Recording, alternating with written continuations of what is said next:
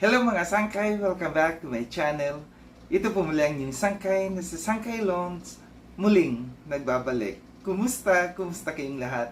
Sana nasa maayos na kalagayan ng lahat. Pa dito sa Pilipinas or sa mga nasa ibang bansa, dobling ingat tayo, no? So mega love shoutout sa inyong lahat.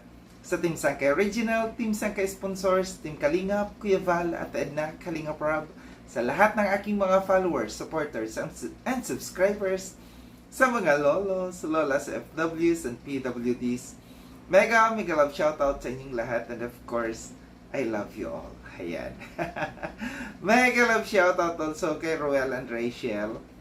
Sa Team Rochelle, True sa Family, Team Kalingap, Kalingap Partners, Team Kaliwat, at sa lahat ng aking mga sponsors, at sa lahat ng mga nagmamahal kay Sangkay, mega love shoutout sa inyong lahat. Ngayong araw na ito mga sangkay, pag-usapan natin, no? Itong medyo talk of the town ngayon, si Marie Pineda, no? Medyo may hidwaan sila ngayon ni Marilyn TV, Marilyn Pablo. Meron akong video clips na ipapapanood sa inyo. Ito galing doon sa live ni Kuya Val. Kilatisin natin kung sino si Marie Pineda. So tara mga sangkay, panoorin natin, then after natin na mapanood, magbibigay ako ng opinion o kuro-kuro patungkol dito. Ito po si Marie Pineda.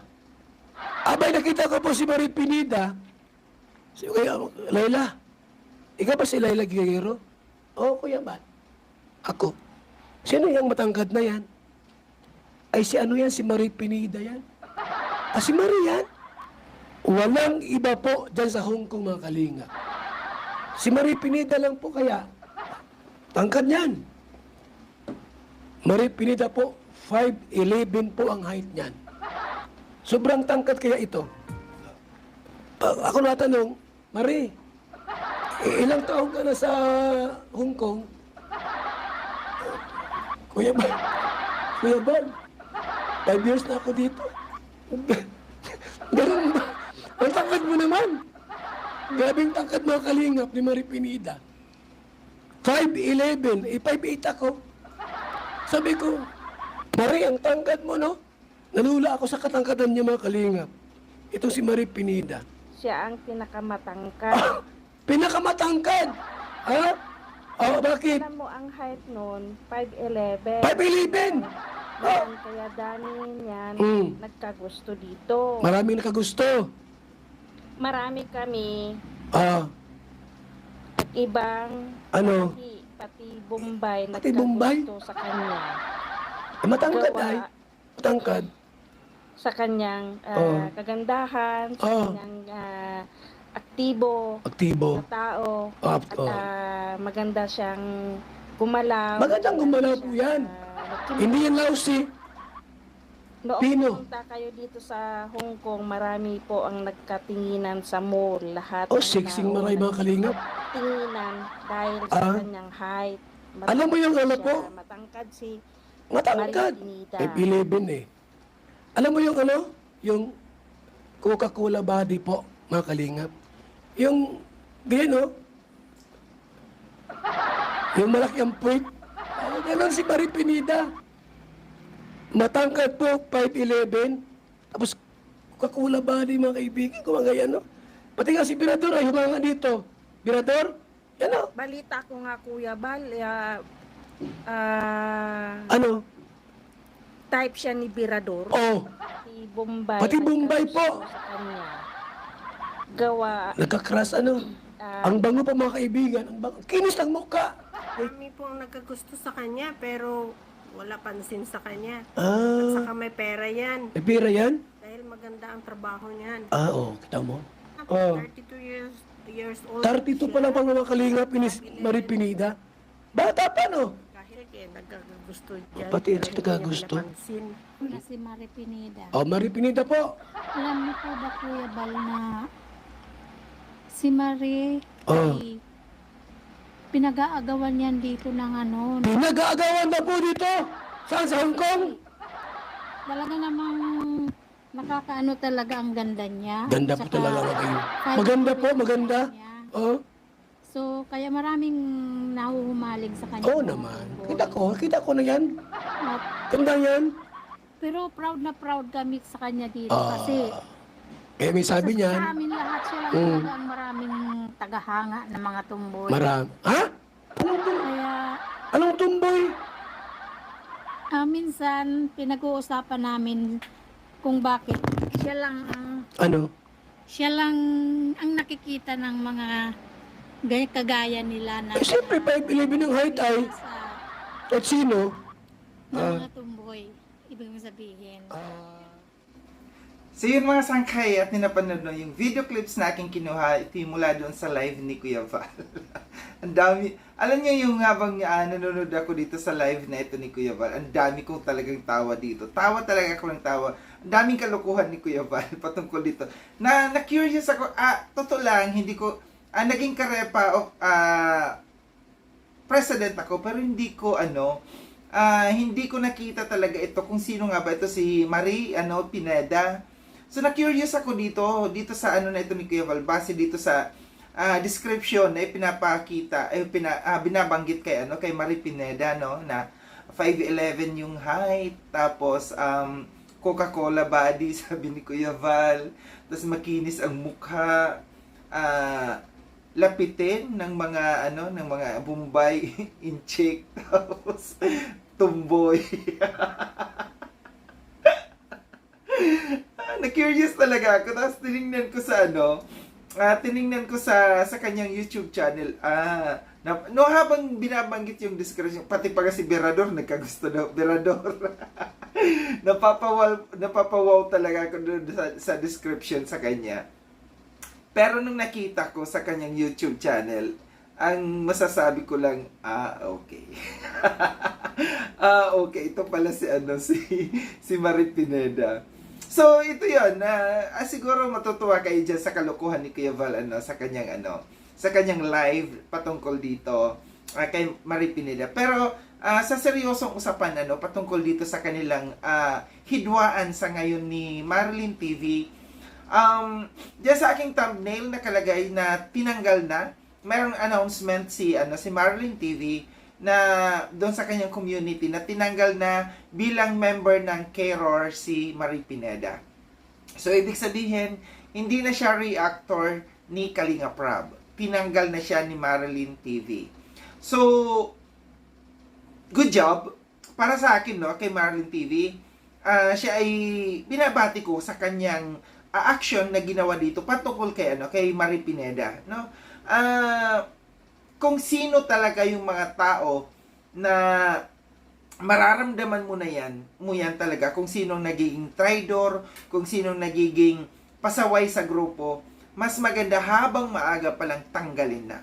So good job. Binabati ko dito si Marilyn TV kasi yung away nila dito medyo nagkakaroon na ng personalan, sinabi dito ni Marilyn ni Marie Pineda na may problema sa pag-iisip si Marilyn TV.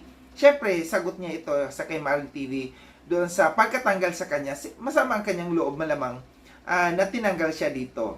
So, para sa akin kasi tiningnan ko kung bawat live, nakita ko rin ito si Marie na umakyat doon sa live ni Ingrata, pinag-usapan din siya doon sa live ni Ingrata, tiningnan ko rin yung live ni Marilyn TV, tiningnan ko rin yung live ni Marie Pineda, pero pagbalik ko, tinanggal na niya, deleted na yung kanyang live, wala na, siguro,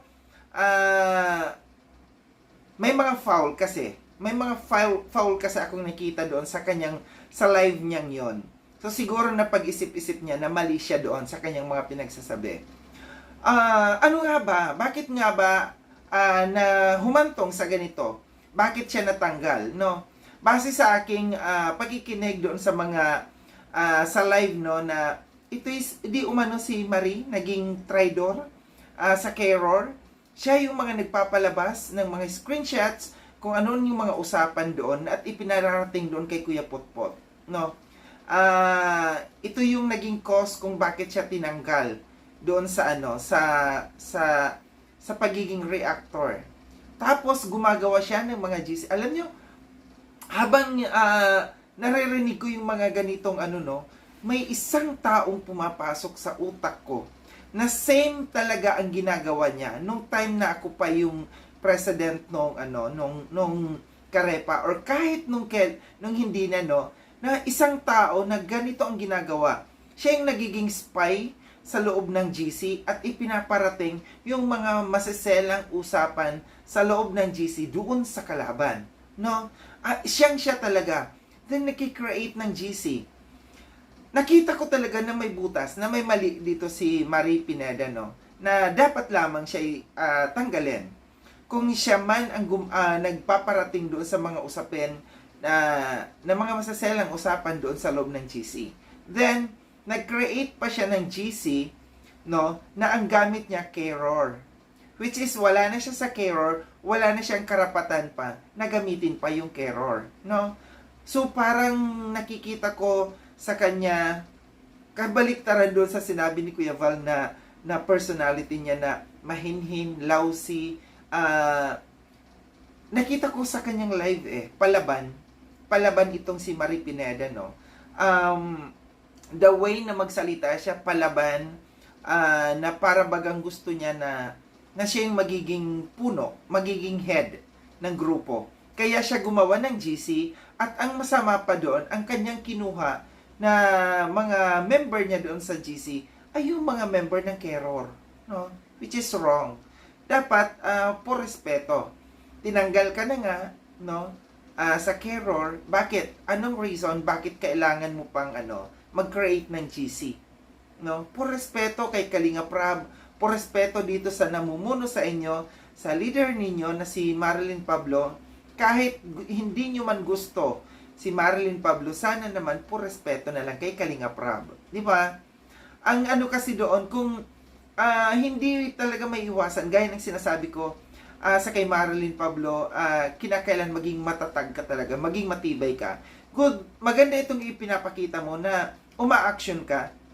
Yan yung sinasabing gamitan mo ng kamay na bakal, no? Para hindi ka lamunin ng buhay ng mga member mo. Kasi once na magpapalamya-lamya ka lang dyan, na ipapakita mo na mahina ka, lalamunin ka ng buhay ng mga yan. Alam natin kung sino yung mga bumabanat sa iyo, ipakita mo, no, na karapat dapat ka na maging leader. So, good job, gaya ng sabi ko na umpisa pa lang habang maaga pa, tinanggal mo na itong si Marie Pineda na nagko-cause ng problema sa loob ng grupo. Na mali naman talaga siya. Hindi ako sang-ayon doon sa pag-create niya ng GC na ang mga member niya ay yung mga member na Keror, no? So, pagpapakita lamang ito na siya ay nag-aaklas, nagpapakita lamang siya na gusto na palaban siya, nilalabanan niya yung istinalaga ni Kalinga Prab na mangmumuno sa inyo, sa Keror. Na hindi niya siguro matanggap na si Marilyn Pablo ang nagiging head nila. So, gaya ng sabi ko, lumala yung kanilang bangayan dito, no? Na bangayan na napupunta sa iba't ibang sa mga ibang mga tao na mga nagla-live. Siguro gusto niya kumuha ng simpatya para makakuha siya ng simpatya dito sa ibang mga tao, kaya napupunta siya, umaakyat sa mga GC, sa mga live, no? Mali 'yon. Kung ikaw ay nagkamali, kung meron kang mali, kung meron kang kasalanan, admit it, no? I-admit mo and manahimik na lang. So, isa siguro sa mga na-realize niya na mali siya nung pagtanggal niya ng kanyang pag-delete ng kanyang live, no, sa kanyang channel patungkol dito sa pagiging palaban niya. Na may alam ko na nakita ko na may mga mali siyang mga binitawang salita doon. So ito lang yung aking reaction patungkol dito, no, na may problema sa Keror, no, sa grupo ni Kalinga Prab. Mas maganda na nandiyan si Ninang, no, si Marilyn Pablo na nagiging matibay para harapin kung ano man ang mga problema sa loob ng Keror. Muli, maraming salamat mga Sangkailon sa panonood. Sa mga hindi pa nakapag-subscribe kay Sangkailon, subscribe nyo na po ako. Click yung notification bell para updated kayo sa lahat ng mga videos na aking gagawin. like and share tong video na ito mga sangkay. Kita-kits tayo ulit sa susunod na video na aking gagawin. Ingat kayo sa ang dako ng mundo ba kayo naroroon. Paalam na mga sangkay. Paalam.